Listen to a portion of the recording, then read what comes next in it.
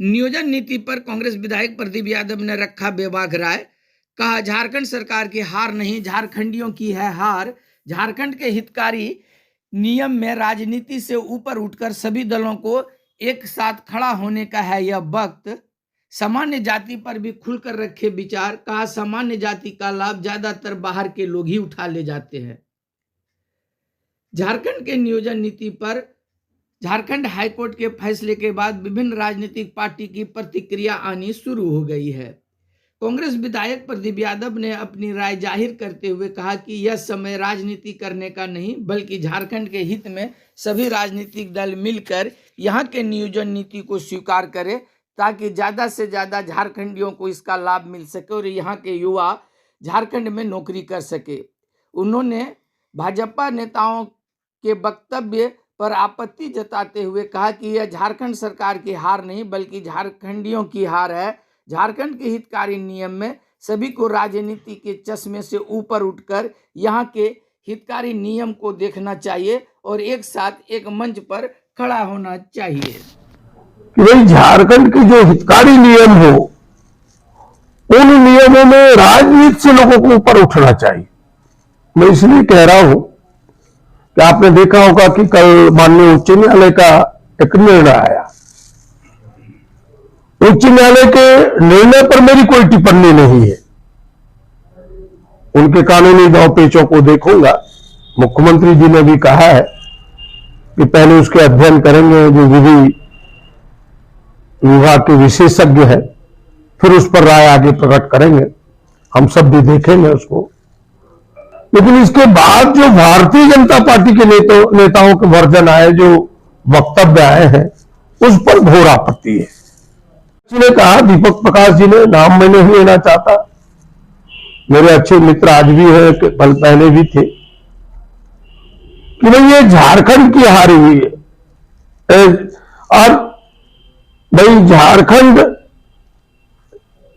सरकार की हार हुई है। ये झारखंड सरकार की हार नहीं है, ये झारखंडियों की हार है। क्योंकि यह कानून झारखंडियों के हित में था। हम सबको एक साथ खड़ा होना चाहिए इस पर। देश की हित की बात हो, चीन आक्रमण करने के लिए तैयार रहता है, पाकिस्तान तांडव करता है, तो सारी पार्टियां एक होकर के, कोई प्रधानमंत्री हो, उनका अपना समर्थन देता है।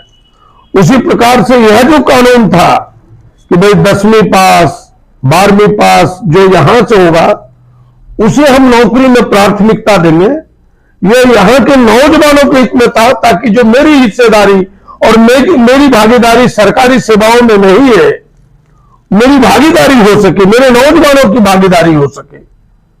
और उस पर इस प्रकार का वक्तव्य आना, मैं कई विधायकों का भी वक्तव्य देखा, उनका नाम नहीं लेना चाहता। मैं कह सकता हूं कि वो राजनीति कर रहे हैं। हम सब राजनीति नहीं, हम सब झारखंड का हित चाहते हैं। कंपनियों में झारखंडियों का हो, स्थानीयों का हो, इसके लिए भी कानून बना। हो सकता है जो इस विचार के विरोधी लोग हैं, वो न्यायालय के दरवाजे को खटखटा सकते हैं। तो हम सबको इस विषय पर भी एक रहना होगा, चाहे वो भारतीय जनता पार्टी के लोग हो, कांग्रेस के लोग हो, चाहे आरजेडी के लोग हो, झारखंड मुक्ति मोर्चा के लोग हो, चाहे वामपंथी लोग हो। अगर झारखंडियों के हित में वो राजनीति करना चाहते हैं, तो हम सबको एक पैर पर खड़ा होना होगा, एक साथ अपनी आवाज को बुलंद करना होगा, क्योंकि ये झारखंडियों के हित में यह निर्णय है। हरियाणा में भी यह कानून बना है और कई राज्यों में इस प्रकार के कानून बने, उस राज्य के नौजवानों के हित में। इसलिए मुझे काफी तकलीफ है। मैं फिर से एक बार आपके माध्यम से ऐसे राजनीतिक दलों के इस वक्तव्य की निंदा करता हूं और उन्हें आग्रह करना चाहता हूं कि आप इस इशू पर, इस विषय पर सरकार के साथ खड़े हो जाएं, ताकि झारखंड के नौजवानों का हित हो सके। झारखंड के जो वर्षों से झारखंड बना, इसके बाद लोगों को भागीदारी नहीं मिला, वो फिर से भागीदारी उन्हें मिल सके। वहीं सामान्य जाति के संबंध में उन्होंने कहा कि चूंकि बाहर के पिछड़ी जाति, अनुसूचित जाति, जनजाति लोगों को यहाँ आरक्षण का लाभ नहीं मिलेगा और यहाँ वह स्वतः ही कोई नौकरी आरक्षण कोटे में नहीं कर सकती है। सबसे ज्यादा परेशानी तो सामान्य जाति के लोगों के साथ होता रहा है कि उनका कोटा का ज्यादातर नौकरी बाहर के लोग ले जाते थे।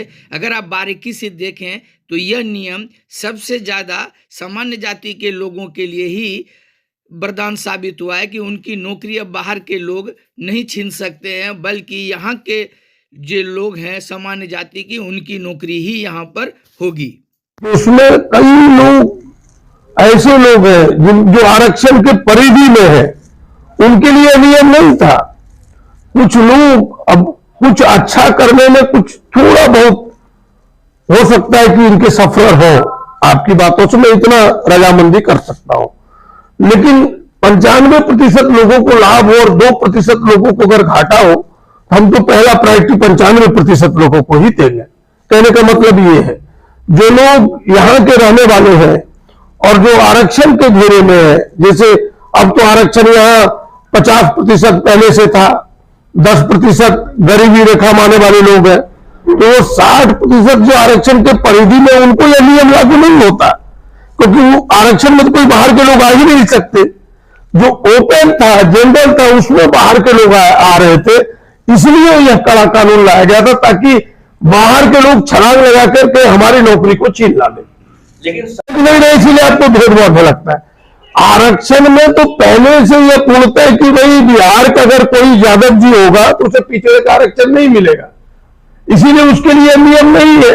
आप बात को समझिएगा तब आपके ध्यान में आएगा। कोई आदिवासी, वो तो कवर्ड है आरक्षण से, तो उसके लिए यहां पढ़े चाहे वहां पढ़े, वो कोई फर्क नहीं पड़ता, वो तो आरक्षण में है ही, इसीलिए उसके यह नियम लागू नहीं होता, उससे परे अपने आप हो जाता है। वो सरकार चाहे या ना चाहे, इस नियम के कवर को वो बाहर हो जाता है। सामान्य जाति के लोगों को ही सीट को बाहर के लोग छीन के ले जाते हैं। 100 में से सामान्य जाति के अगर बहाली होता है तो 50 लोग बाहर का आ जाता है, यहां के जो सामान्य लोग हैं उनका सीट छीना जाता है। उनके सुरक्षा कवच के लिए कानून है, लेकिन उनके विरोध में है।